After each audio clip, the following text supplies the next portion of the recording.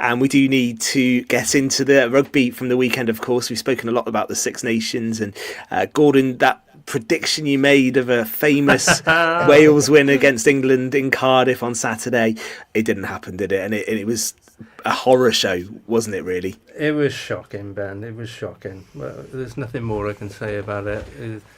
We can look at it at every angle. Wales are nowhere near good enough in the Six Nations. And you're right, we should be relegated. They should bring somebody else, another team in. We were criticising Italy. They're still struggling, but they're doing better than us. Mm. It's pitiful to watch what happened on Saturday. Our defence was, well, there wasn't a defence. England just ran through us like a dose of salts, no problem at all. There was no formation there whatsoever.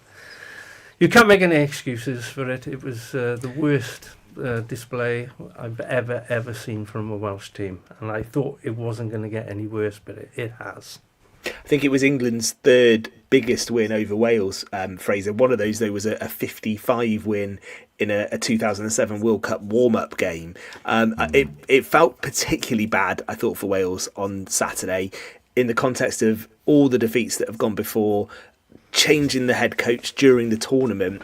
Initially, there was some response when Matt Sherratt took over in that Ireland game, but if anything, Wales looked further away on Saturday than they have at any point in this competition, I would say. Yeah, I mean, if you're going to clutch at straws, you'd say there was still the extra attacking threat that has been implemented since Sherratt came in to score 2 tries. Could potentially have actually had 4 tries on the day, 2 disallowed as well, and a missed opportunity. But that doesn't mask, as Gordon has said, how wretched we were defensively and how easily it was for England to score the tries. I thought the initial positive signs against Ireland were almost blown away, and the few that came in the last 20 minutes of Scotland have always been blown away by that. But perhaps it was needed. Perhaps we needed it to be laid bare. I think perhaps it was a bit of a bounce for the Ireland game. I think as the tournament's worn on, Ireland haven't been as strong as people thought either. No. I think it was, perhaps misleading. That result in that Ireland weren't as strong as people thought. Wales looked a bit stronger than they actually are. 2 good tries, enterprising play, but that doesn't mask what a horror show it was. It was awful defensively, and it was feeble, has to be said. Everyone talked about the usual cliches thrown around at Wales being up for it, out to spoil the English party, going to Wales in Cardiff, and all the rest of it. Well, it wasn't like that at all. It was, like I said, toothless defensively. Matt Sherratt obviously had the job of kind of explaining that performance away, and some sympathy for him having to do that. I guess, though, Gordon, if you accept the interim job, you accept the interim job and you have to face up to it. And to be fair to him, he did, didn't he? Yeah, definitely. Yeah. He stepped in. He did what he could do. The squad itself isn't good enough at this moment in time. And we've got to look for a coach to come in and sort this mess out. And the WRU got a tough job in their hands as well, because there's a lot of other issues that are going on, obviously, and that needs to be sorted as well. So whether they change the regions as well, there's a lot of structure to be sorted out, Ben. That's the thing. Yeah, that's the thing. I think it's almost a double debate, really, isn't it? Because the structure of the game is so important in Wales, and they need to look at that. Just in terms of the appointments the WRU have got to make, Fraser, there's 2, isn't there, really? There's the director of rugby and the head coach. Do you think the director of rugby has to come first? I don't know why we need a director of rugby. I'll be honest, Ben. I don't know why they're inserting another position. It's another money spinner as well, isn't it? Another job for the boys' box ticking exercises. We need to move away from that. But to answer your question, yes, you would assume so, because you'd assume any director of rugby would have quite an influential say over a new coach. So whether we want the position or not, but you are right. There's so much structural with the WRU which needs reviewing as well, which goes well beyond Matt Sherratt, which, to be fair, went beyond Warren Gatland, as critical as I was in his second reign as well. We're trying to fund 4 regional teams on a shoestring budget, or pro teams, however you want to put it. It's not working. We've got to cut to 3, right? We've got to hone the players, and we've got to concentrate our talent more over 3 teams. Instead, it's being spread over 4, and a lot of those teams are now mediocre professionally because of it. the amateur clubs as well. The amateur game in Wales still holds so much power over the professional game. It makes zero sense. There's so much that's got to change behind the scenes. The sort of things which will take years to restructure, and I think we're a long way from it. And if we were to go to 3 regions, I like, who are the 3 is the question I'd ask. And also, that's not going to fix things overnight, is it? Just going to 3 regions. It won't fix things overnight, but it'll free up money in the WRU, and it will concentrate our quality players in a more smaller area, which will only benefit us. To like in terms of who you cut, I mean, the simple answer is I guess you see who puts in the weakest tender if you go to the 4. There'd obviously be, I imagine there'd be legal implications. The Dragons haven't competed for a long time. There might be a bigger scene to this, boys. There might be only 2 teams. I could see that happening because that would be easier to fund and be easier to get your international squad from those 2. There'd be you'd have a 25-man squad in each side or whatever, or 30. So your pool of players would come from 2 regions, and that would be East and West. So would you that tells you that you amalgamate. Yeah. They won't do it, but you got the Dragons and the Blues together, and you got the Ospreys and the Scarlets together, and you get the best 30 from each of those squads to play regional rugby, and that would save them a little bit of money and hopefully improve our international status. Or do you let the best Welsh players go and play where they want? Gordon and oh yeah, I think that rule is absolutely, that's another one. The cap rule, that rule, there's a lot of things got to be ironed out. Yeah, it's a short career for any rugby player. They could play anywhere on this planet now and still be able to represent their country. That's my personal feeling. And Tom, maybe I'll bring you in on this one as well. Are the Welsh public falling out of love with the Wales team as well? Will Welsh fans continue to pay, because it's not cheap to go and watch Wales play nowadays, is it? No. Is that a risk, Tom? Yeah, there's only so long that you'll pay money because you feel sorry for the boys, and you're not going to pay to go to Cardiff. You travel to get there and get to pay the tickets for a family. You're just not going to do it because you feel sorry for them. People travelled up from Neyland, who I know, and you don't want to see your team get beaten, so people were leaving early to beat the traffic on the way home.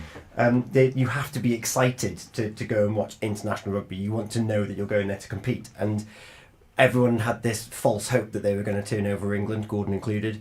And they just didn't show up whatsoever.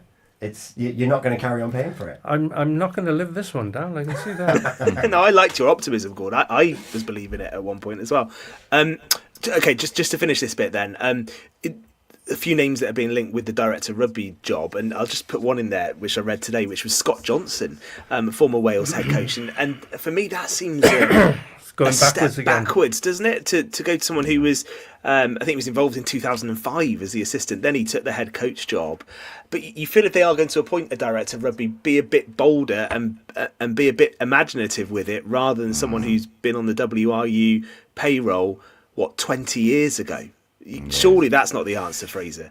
No, it's a job's the boy's appointment, like I said, and as a former skills coach, it makes zero sense whatsoever. I'd like to see them bin the role full stop, like I just said, but no, you need to go to someone with a bit more savvy and a bit closer to the game in Wales more recently than that. That's for sure. Would you pull out all the stops to try and get Sean Edwards away from France? Because the more I think about it, I think he'd be a brilliant appointment.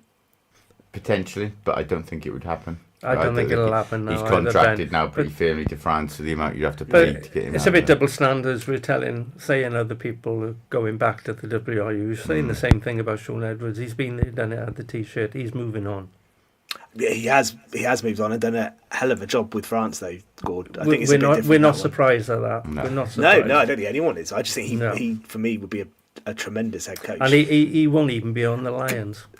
No, he probably won't. And it looks like Andy Farrell's going to name quite an Irish heavy Lion stuff with Simon Easterby heavily linked, who is someone we said last week could be in with a shout. Does what happened in this tournament as it went on and with the game on Saturday, does it change the profile of who Wales might be able to attract in terms of a head coach? Because at the moment there doesn't seem to be anyone that people are kind of getting right behind it.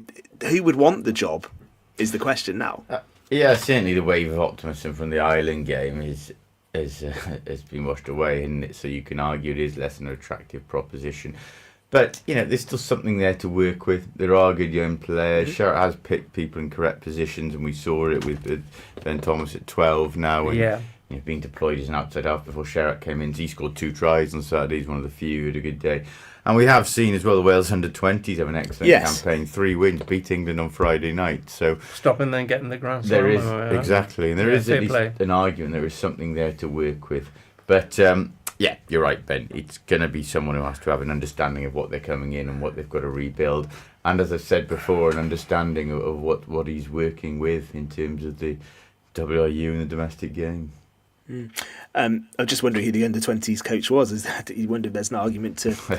No, you can't. No, he's just learning his craft. Yeah. It's a long way off the professional game. I think there is an exciting future for Wales. It's just whether or not they can sustain it in that senior setup. Because you've got the likes of your Jack Morgans, your Tom Rogers, Blair Murray. He beat more players or made more. He beat more players than anyone else in the Six Nations. Yeah. Then in the 20s, you got your Morgan Morse. There's positives there, Tom. You're right. There are positives. We're all talking gloom and doom. Wales will come again. It's just going to take a little bit of time and restructuring, and be patient. And England will have the wooden spoon one day.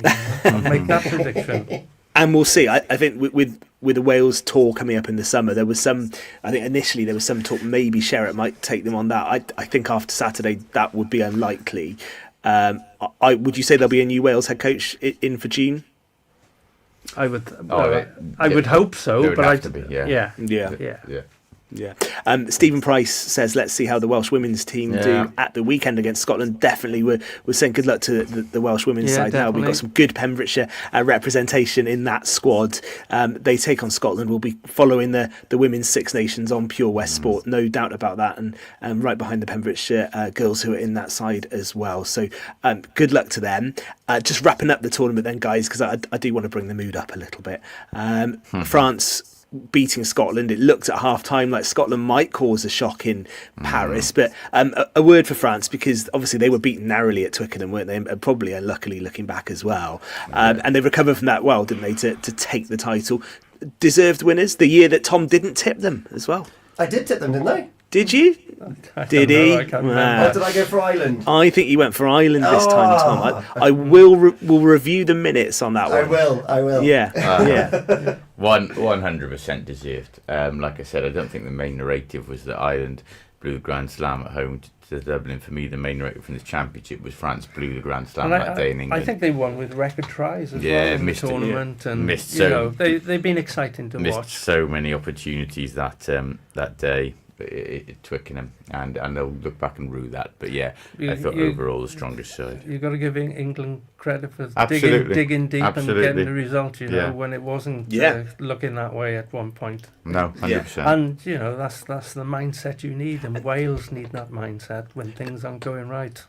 And it might be strange to ask, but after a bad Six Nations, but do you see any Wales representation in that Lions squad who realistically is in with a shout? I think Jack Morgan. I think Jack Morgan was, going in. You could almost argue in his final weekend he was going to be the first bird to lose every game and be a serious contender for player of the tournament. I think Faletau's had quite a good tournament as well. To be fair, so he'll be phenomenal. But I think Jack Morgan will go for sure. Faletau.